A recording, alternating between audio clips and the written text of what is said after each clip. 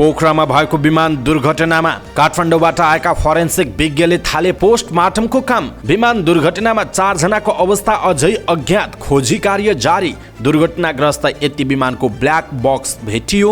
यति एयरलाइन्सको विमान दुर्घटनाबाट मृत्यु भएकाहरूको शव दिन ढिलाइ गरेको भन्दै अस्पतालमा मृतकका आफन्तहरू आक्रोशित। जहाज दुर्घटनामा ज्यान गुमाउनेको सम्झनामा ठमेलमा दीप प्रज्वलन गरिने। जहाज दुर्घटनामा ज्यान गुमाएकाहरूको बिमा दाबी भुक्तानीमा कुनै समस्या नरहेको बिमा प्राधिकरणका अध्यक्ष सूर्य प्रसाद सिलवालको भनाई। विमान दुर्घटना जाँच आयोगले सुरु गर्यो काम। पीडितको पक्षमा खम्बा भएर उभिन प्रदेश प्रहरी प्रमुखहरूलाई गृहमन्त्री रवि लामिछानेको निर्देशन। मन्त्रालयको टुङ्गो लगाउन उच्च स्तरीय संयन्त्रको बैठक बोलाइयो। एमाले अध्यक्ष ओलीसँगको लन्च मिटिङपछि प्रचण्डले भने मन्त्रालय भागबण्डा आजै टुङ्गिन्छ। स्वास्थ्य मन्त्रालय राष्ट्रिय स्वतन्त्र पार्टीले पाउने पक्का। खेलकुदमा माओवादीको पनि दाबी। सरकारमा जान लोसपा तयार, 1 मन्त्री पाउने। मन्त्रालय भागबण्डा एमाले 8वटा पाउँदा राप्रपालाई 2 मन्त्रालय। सभामुखका लागि बुधबार मनोनयन दर्ता हुँदै हवाई यात्रालाई पूर्ण सुरक्षित बनाउन होटल सङ्घको माग। जहाज दुर्घटनाले तङ्ग्रिँदै गरेको पर्यटनमा ठुलो धक्का हुने होटल व्यवसायीहरूको गुनासो। 2 नातिनी र हजुरआमा सेती खोजमै अस्थायी। बिदा मनाउन घर हिँडेका चिकित्सक दम्पतिको पनि विमान दुर्घटनामा मृत्यु। ट्रमा सेन्टरको आकस्मिक बाहेकका सबै सेवा बन्द। विमान दुर्घटनामा ब्रिटिस वेलफेयर अस्पतालका डाक्टर गणेश थापाको पनि मृत्यु र लोकगायिका निरा छन्त्यालको निधनमा सोमबार देशभरका दोहोरी साँझ बन्द हुने। दर्शक महानुभाव नमस्कार। समाचारपाटी.com को न्यूज बुलेटिनमा यहाँलाई हार्दिक स्वागत छ। म प्रहलाद चन्द्र घिमिरे। सदाको झैं आज पनि हामी उपस्थित भएका छौं। आज दिनभरका महत्त्वपूर्ण समाचार, ब्रेकिङ न्यूज अपडेट लगायत तपाईलाई काम लाग्ने हेर्नै पर्ने महत्त्वपूर्ण खबरहरू हामीलाई अन्तिमसम्म हेर्नुहोला। हाम्रो मेहनतका लागि यो भिडियोमा एउटा लाइक अवश्य गर्नुहोला। दर्शक महानुभाव, पलपलको न्यूज अपडेटका लागि हाम्रो च्यानललाई तपाईले अहिलेसम्म सब्स्क्राइब गर्नुभएको छैन भने कृपया सब्स्क्राइब गर्नुहोस् अनि नजिकै आउने बेल आइकनलाई क्लिक गर्नुहोला। आउनुहोस् दर्शक महानुभाव, आजका महत्त्वपूर्ण समाचार सुरु गरौं। यति एयरलाइन्सको विमान दुर्घटनामा काठमाडौँबाट आएका फोरेन्सिक विज्ञले मृत्यु भएकाहरूको पोस्टमार्टमको काम सुरु गरेको प्रसङ्गबाट। विमान दुर्घटनामा मृत्यु भएकाहरूको शव पहिचानका लागि काठमाडौँबाट 2 जना फोरेन्सिक विज्ञ पोखरा पुगेका छन्। त्रिवी शिक्षण अस्पतालका फोरेन्सिक विशेषज्ञ डाक्टर गोपाल चौधरी र डाक्टर समारिका दाहालले पोखरा पुगेर शवको परीक्षण थालेको जनाइएको छ। दुर्घटनामा मृत्यु भएकाको पहिचान तथा पोस्टमार्टमका लागि पोखरा र काठमाडौँका विज्ञ चिकित्सक सहितको टिम बनाइएको र टिमले काम थालेको पोखरा स्वास्थ्य विज्ञान प्रतिष्ठानका निर्देशक डाक्टर भरत बहादुर खत्रीले जानकारी दिनुभयो। खत्रीका अनुसार पोखरामा आफन्त भएका नागरिकको शवलाई प्रतिष्ठानमा पोस्टमार्टम गर्ने र अन्य चालक दलका सदस्य, विदेशी यात्रु र नचिनिने अवस्थामा भएका सबलाई काठमाडौँ पठाउने तयारी छ। नेपाल नागरिक उड्डयन प्राधिकरणका अधिकारीहरूका अनुसार दुर्घटनाग्रस्त विमानमा सवार 72 मध्ये 68 जनाको शव भेटिएको छ। 4 जनाको शवको खोजी भइरहेको छ। भेटिएका शव मध्ये 26 जनाको पहिचान भएको छ। दुर्घटनास्थलबाट निकालिएका शवहरू पोखरा स्वास्थ्य विज्ञान प्रतिष्ठानमा रहेको छ। पोखरामा आइतबार भएको विमान दुर्घटनामा अहिलेसम्म 68 जनाको शव भेटिएको छ भने 4 जनाको अवस्था अज्ञात छ। उनीहरूबारे खोजी कार्य तीव्र पारिएको जिल्ला प्रशासन कार्यालय कास्कीले जनाएको छ। आइतबार काठमाडौँबाट पोखराका लागि उडेको यति एयरलाइन्सको विमान पुरानो पोखरा विमानस्थल पछाडिको सेती खोजमा दुर्घटनामा परेको थियो। उक्त विमानमा चालक दलका 4 सदस्य सहित 72 जना सवार रहेका थिए। उद्धारमा नेपाली सेना, नेपाल प्रहरी र सशस्त्र प्रहरी बल खटिएको छ। उद्धारमा खटिएका सुरक्षाकर्मीका अनुसार आइतबार साँझ 63 र सोमबार बिहान 8वटा शव बाहिर निकालिएको थियो। अहिलेसम्म 68 जनाको मात्र शव भेटिएको छ। बाँकी 4 जनाको अवस्था पत्ता लगाउन हामी पनि लागि परेका छौं। जिल्ला प्रशासन कार्यालय कास्कीका सहायक प्रमुख जिल्ला अधिकारी अनिल साईले भन्नुभएको छ। खोजमाथि अड्किएको विमानको मुख्य भाग हटाएर बिहान शव खोजिएको थियो, तर त्यहाँ पनि नभेटिएको उद्धारमा संलग्न सुरक्षाकर्मी स्रोतले जानकारी दिएको छ। भित्र खोज गहिरो छ, हामी त्यता पनि खटिएका छौं, प्रयास गर्दैछौं, उद्धारमा खटिएको नेपाल प्रहरीले भनेको छ।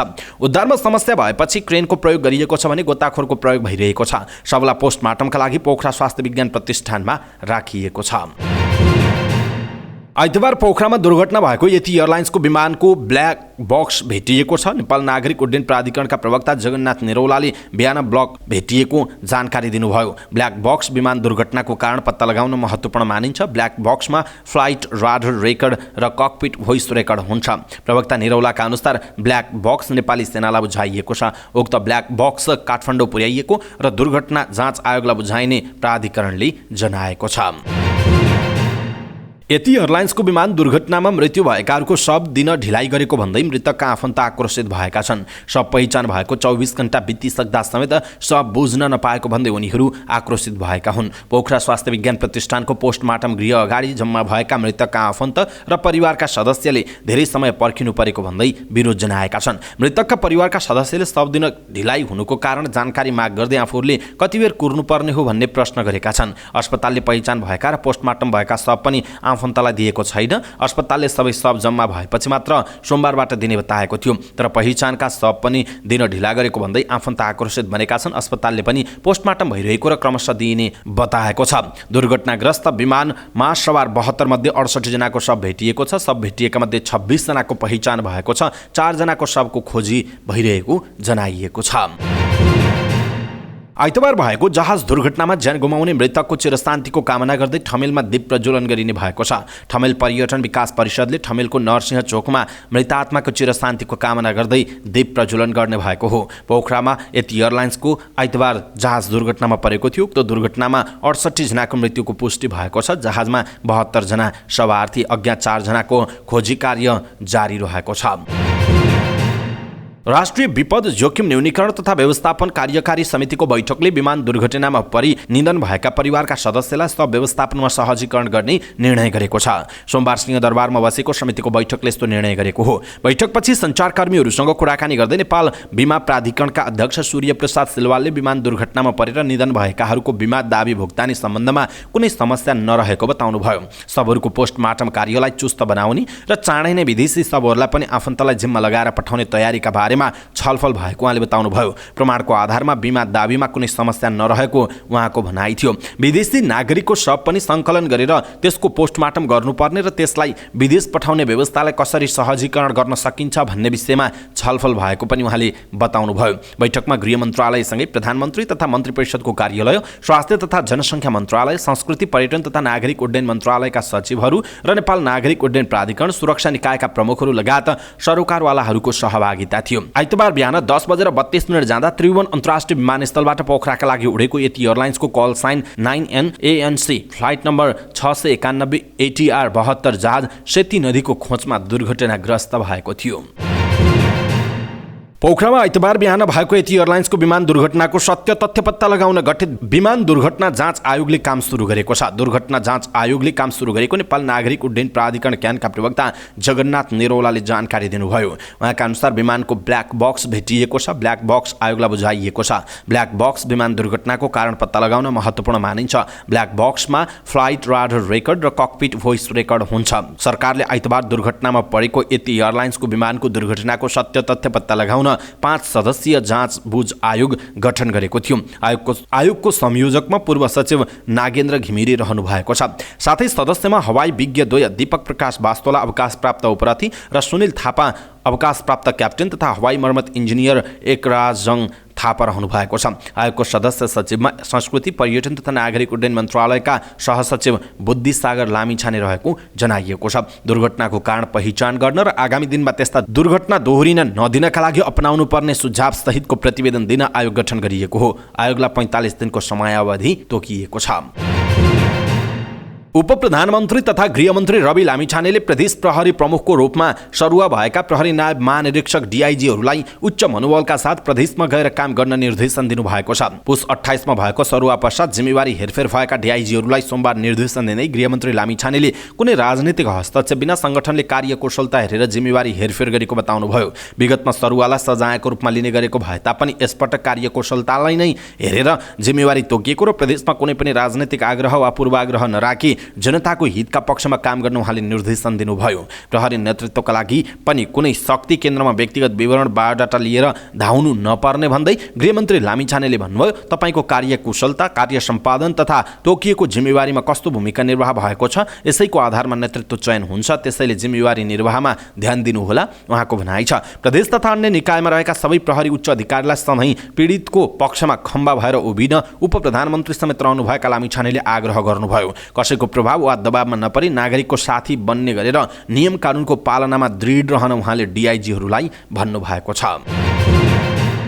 उच्चस्तरीय राजनीतिक संयन्त्रको बैठक बोलाइएको छ। प्रधानमन्त्री एवं माओवादी केन्द्रका अध्यक्ष पुष्पकमल दाहाल प्रचण्ड नेकपा एमालेका अध्यक्ष केपी शर्मा ओली बीच भेटवार्ता भए लगत्तै संयन्त्रको बैठक बोलाइएको हो। एमाले अध्यक्ष ओली संयोजक रहेको संयन्त्रमा सत्तारूढ दलका अध्यक्षहरू सदस्य छन्। संयन्त्रको बैठकले मन्त्रालयको भागबण्डा टुङ्गो लगाउनेछ। उपप्रधान तथा अर्थमन्त्री विष्णु पौडेलले जे जस्ता कार्यसूची बाँकी छन् त्यसमा गृह कार्य भएको छ, छिट्टै आवश्यक निर्णय हुन्छ भन्नुभएको छ। स्रोतका अनुसार सरकारमा सहभागी हुने दलहरूले पाउने मन्त्रालय संख्या लगभग टुङ्गिएको छ। बैठकले मन्त्रालय टुङ्गो लगाएर उच्चस्तरीय संयन्त्रले अब उच्चस्तरीय संयन्त्रको बैठकले मन्त्रालयको टुङ्गो लगाउने नेताहरूले बताएका छन्। यसैबीच प्रधानमन्त्री पुष्पकमल दाहाल प्रचण्डले सत्तारूढ दलहरू बीच मन्त्रालयको भागबण्डा टुङ्गिने बताउनुभयो। प्रमुख सत्ता साझेदार दल नेकपा एमालेका अध्यक्ष केपी शर्मा ओलीसँग सोमबार भएको लामो छलफलपछि उहाँले मन्त्रालय भागबण्डा आजै टुङ्गिने बताउनुभयो। ओली निवास बालकोटबाट बाहिरिँदै गर्दा उहाँले पत्रकारहरूलाई मन्त्री परिषदको भागबण्डा कहिले टुङ्गिन्छ भनेर सोधेका थिए। जवाफमा प्रचण्डले आजै टुङ्गिने बताउनुभयो। सभामुख र राष्ट्रपतिका विषयमा के हुन्छ भन्ने प्रश्नमा उहाँले भन्नुभयो, विश्वासको मत दिन सबै पार्टीसँग भोलि छलफल छ भन्नुभएको छ।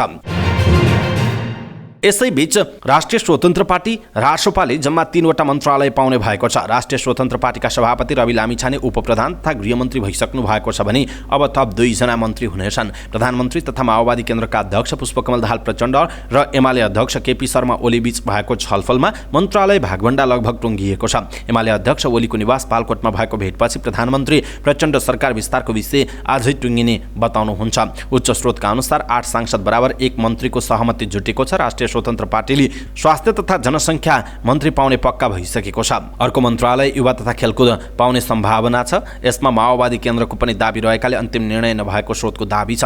रासोपाले गृह, शिक्षा, स्वास्थ्य र पर्यटन मन्त्रालयमा दाबी गरेको थियो। सुरुमा 3 मन्त्री र 1 राज्यमन्त्री दिन शीर्ष नेताहरू तयार देखिएका थिए, तर सरकारमा सहभागी हुने दलहरू बढेपछि 1 राज्यमन्त्री घटेको जनाइएको छ। यसैबीच लोकतान्त्रिक समाजवादी पार्टी लोसपा पनि सरकारमा सहभागी हुने भएको छ। पुस 26 मा प्रधानमन्त्री पुष्पकमल दाहाल प्रचण्डलाई विश्वासको मत दिएको लोसपा 1 मन्त्री लिएर सरकारमा जान तयार भएको हो। माओवादी केन्द्रका अध्यक्ष समेत रहनुभएका प्रधानमन्त्री पुष्पकमल दाहाल प्रचण्ड र एमाले अध्यक्ष केपी शर्मा ओली पनि लोसपालाई सरकारमा ल्याउन सहमत भएको जनाइएको छ। लोसपाका एक नेताले भनेका छन्, सरकारमा जाने पक्का भएको छ, मन्त्रीको नामबारे निर्णय भइसकेको छैन। लोसपाबाट शरद सिंह भण्डारी र सर्वेन्द्रनाथ शुक्ल मन्त्रीको दावेदार हुनुहुन्छ। 4 सांसद मध्ये अध्यक्ष महन्त ठाकुरले मन्त्रीमा दाबी गर्नु भएको छैन भने रामप्रकाश चौधरी पहिलो पटक निर्वाचित भएकाले उहाँको पनि दाबी नरहेको जनाइएको छ। सत्तारूढ दलहरू बीच मन्त्रालय भागबण्डा लगभग टुङ्गिएको छ। प्रधानमन्त्री एवं माओवादी केन्द्रका अध्यक्ष पुष्पकमल दाहाल प्रचण्ड र एमाले अध्यक्ष केपी शर्मा ओली बीच निरन्तर भएको छलफलले मन्त्रालयको भागबण्डा टुङ्ग्याएको स्रोतले जनाएको छ। स्रोतका अनुसार 8 सांसद बराबर 1 मन्त्रालय पाउने गरी भागबण्डाको खाका बनेको छ। यसअनुसार एमाले 8 मन्त्री र 2 राज्य मन्त्री लिनेछ। हाल उपप्रधानमन्त्री रहनुभएका विष्णु पौडेलले अर्थ मन्त्रालय सम्हाल्नु भएको छ, तर अरू मन्त्रालयको भागबण्डा नटुङ्गिएका कारण पुस 11 मा शपथ लिएका एमालेका 3 मन्त्रीले विभागीय जिम्मेवारी पाएका छैनन्। सरकारको नेतृत्व गरेको माओवादीले 4 मन्त्री र 1 राज्य मन्त्री पाउनेछ। माओवादीबाट उपप्रधानमन्त्री हुनुभएका नारायण काजी श्रेष्ठले भौतिक पूर्वाधार मन्त्रालयको जिम्मेवारी सम्हाल्नु भएको छ। अरू मन्त्रालय टुङ्गिएको छैन। राष्ट्रिय स्वतन्त्र पार्टी रासोपाले 3 मन्त्री लिने लगभग सहमति जुटेको छ। राष्ट्रिय स्वतन्त्र पार्टीका सभापति रवि लामिछाने उपप्रधानमन्त्री सहित गृहमन्त्री हुनुभएको छ। अब रासोपाले स्वास्थ्य तथा जनसङ्ख्या र युवा तथा खेलकुद मन्त्रालय पाउनेछ। यद्यपि खेलकुदमा माओवादीको पनि दाबी छ। राप्रपाले ऊर्जा सहित 2 र जनता समाजवादी पार्टी जसपाले शहरी विकास र अर्को 1 मन्त्रालय पाउनेछ। जनमत, नागरिक उन्मुक्ति र लोकतान्त्रिक समाजवादी पार्टी लोसपालाई 1-1 मन्त्रालय छुट्याइएको छ। यसरी भागबण्डा गर्दा एउटा मन्त्रालय अपुग हुन्छ। यो बेला सरकारको नेतृत्व गरिरहेको माओवादी केन्द्रको भागमा परेको मन्त्रालय घट्न सक्ने स्रोतको दाबी छ। नागरिक उन्मुक्ति पार्टीले एउटा मन्त्रालय लिएर सरकारमा नआउने बताएकाले मन्त्रालय भागबण्डा लगभग टुङ्गिएको स्रोतको दाबी रहेको छ। संघीय संसद सचिवालयले सभामुखको निर्वाचनको तयारी पूरा गरेको छ। संसद सचिवालयका प्रवक्ता एकराम गिरीका अनुसार मंगलबार सभामुखको निर्वाचन तालिका प्रकाशित हुनेछ। बुधबार सभामुखका लागि मनोनयन दर्ता हुनेछ। प्रकाशित कार्यक्रममा निर्धारित समयभित्र कुनै सदस्यले कुनै अर्को सदस्यलाई सभामुख पदमा निर्वाचित गरियोस् भन्ने प्रस्तावको सूचना महासचिव वा निजको अनुपस्थितिमा सचिवलाई दिनुपर्नेछ। प्रतिनिधि सभा नियमावलीमा उल्लेख छ। बुधबार नै संसद सचिवालयले सभामुखका उम्मेदवारहरूको सूची टाँच गर्नेछ। बिहीबार बिहान 11 बजे सभामुखका लागि निर्वाचन हुनेछ। निर्वाचन दस्तखत सहितको मत विभाजनद्वारा हुनेछ, प्रवक्ता गिरीले भन्नुभएको छ। सभामुखका लागि एकजनाको मात्रै मनोनयन परे बिहीबार प्रतिनिधि सभाको बैठकमा समर्थकले बोलिसकेपछि ज्येष्ठ सदस्य पशुपति शमशेर जवराले सभामुखमा निर्विरोध निर्वाचित भएको घोषणा गर्नुहुनेछ। एकभन्दा बढी उम्मेदवार भई दर्ताक्रम अनुसार प्रस्तावकले प्रस्ताव प्रस्तुत गर्ने र समर्थकले समर्थन गर्ने क्रम सकिएपछि सबै प्रस्तावमाथि संक्षिप्त छलफल हुनेछ। त्यसपछि ज्येष्ठ सदस्यले दुवै सभामुखको उम्मेदवारीको प्रस्तावलाई निर्णयार्थ प्रस्तुत गर्नुहुनेछ। प्रतिनिधि सभाको कुल सदस्य संख्याको जसले बहुमत ल्याउँछ उनी नै सभामुख निर्वाचित हुने जनाइएको छ।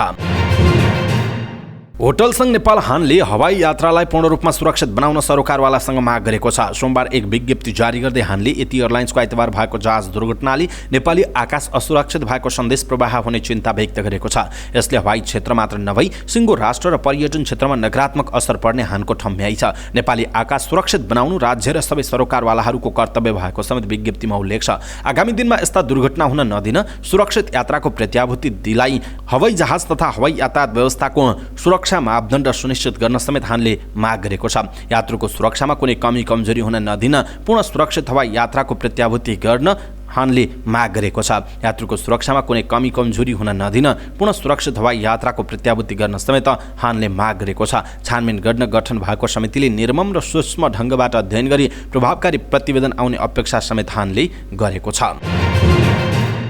यसैबीच आइतबार पोखरामा भएको जहाज दुर्घटनाले तङ्ग्रिँदै गरेको पर्यटन क्षेत्रमा ठूलो धक्का दिने पर्यटन व्यवसायीहरूले बताएका छन्। होटल संघ पोखराले एक विज्ञप्ति जारी गर्दै नेपाली उड्डयन क्षेत्रमा EU को कालो सूचीबाट हट्ने प्रयास गर्दै गर्दा यस दुर्घटनाले ठूलो जनधनको क्षति मात्र नभई कोभिड-19 को महामारीबाट भर्खरै पुनरुत्थानतर्फ अग्रसर हुँदै गरेको पर्यटन क्षेत्रमा ठूलो धक्का लागेको उल्लेख गरेको छ।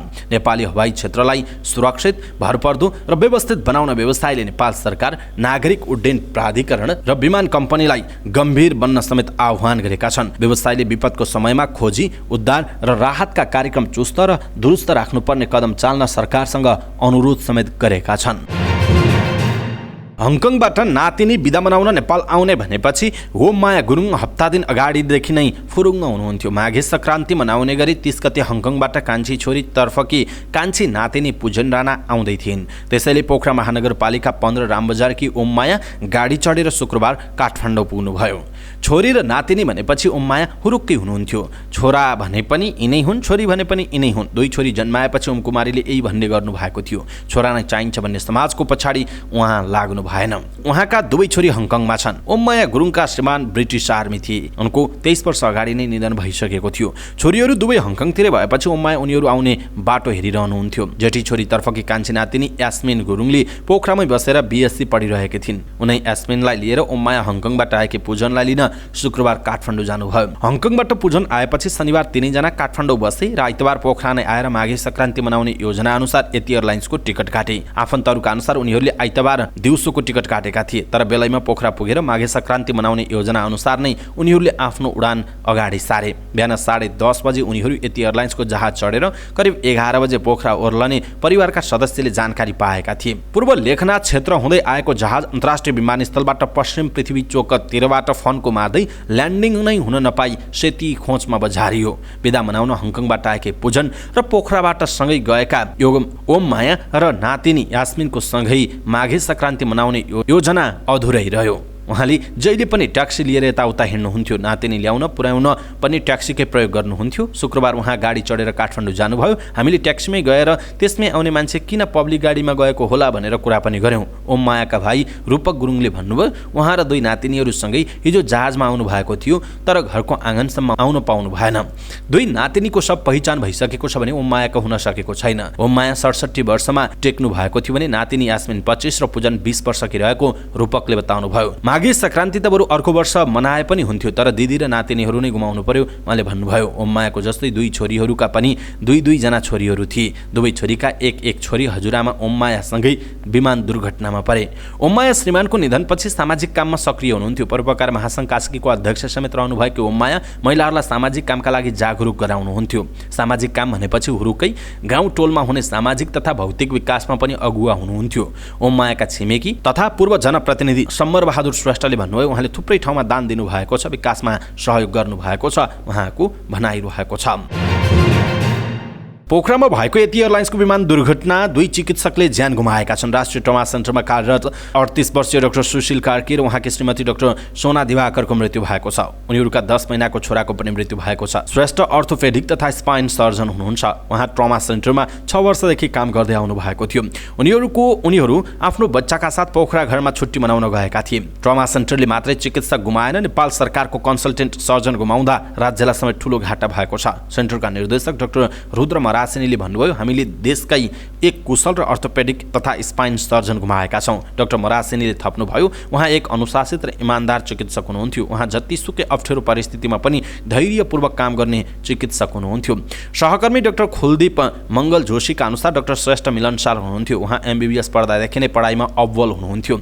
शनिबार किस्ट मेडिकल कलेजमा भएको स्पाइनको कार्यक्रममा पनि डाक्टर जोशी र डाक्टर श्रेष्ठ सहभागी हुनुहुन्थ्यो। हिजो बेलुका मात्रै हामी सँगै थियौँ। म 1-2 दिन बिदामा पोखरा घरमा जान्छु भन्नुभएको थियो। डाक्टर जोशीले भन्नुभयो, तर बिहान यस्तो घटना भएको सुनियो। राज्यले एक अब्बल चिकित्सक गुमाएसँगै मैले प्रिय सहकर्मी गुमाएँ। चिकित्सा विज्ञान राष्ट्रिय प्रतिष्ठान न्याम्सबाट अर्थोपेडिक सर्जरीमा MD गर्नुभएका डाक्टर श्रेष्ठले गण्डकी मेडिकल कलेज र म्याग्दीको दरबाङ स्वास्थ्य चौकीमा मेडिकल अधिकृतका रूपमा समेत काम गर्नुभएको थियो। उहाँले काठमाडौँ मेडिकल कलेजबाट MBBS गर्नुभएको हो। यसैबीच राष्ट्रिय ट्रमा सेन्टरले सोमबार आकस्मिक बाहेकका सबै सेवा बन्द गरेको छ। आइतबार पोखरामा भएको यति एयरलाइन्समा दुर्घटनामा परि मृत्यु भएका 38 वर्षीय orthopaedic surgeon doctor Sushil Shrestha र उहाँकी श्रीमती डाक्टर सोना दिवाकर सहित 10 महिनाको छोराको निधनको शोकमा राष्ट्रिय ट्रमा सेन्टरले इमर्जेन्सी बाहेक सबै सेवा बन्द गरेको हो। आइतबार चिकित्सा विज्ञान राष्ट्रिय प्रतिष्ठान उपकुलपति स्तरीय निर्णयले निधन भएकाको सम्झनामा आकस्मिक बाहेकका सबै सेवा बन्द गरेको छ। श्रेष्ठ ट्रमा सेन्टरमा 6 वर्षदेखि काम गर्दै आउनु भएको थियो। उहाँहरू आफ्नो बच्चाका साथ पोखरामा घरमा छुट्टी मनाउन जानु भएको थियो। पोखरामा आइतबार भएको यति एयरलाइन्सको विमान दुर्घटनामा ब्रिटिस वेलफेयर अस्पतालमा कार्यरत डाक्टर गणेश थापाको पनि निधन भएको छ।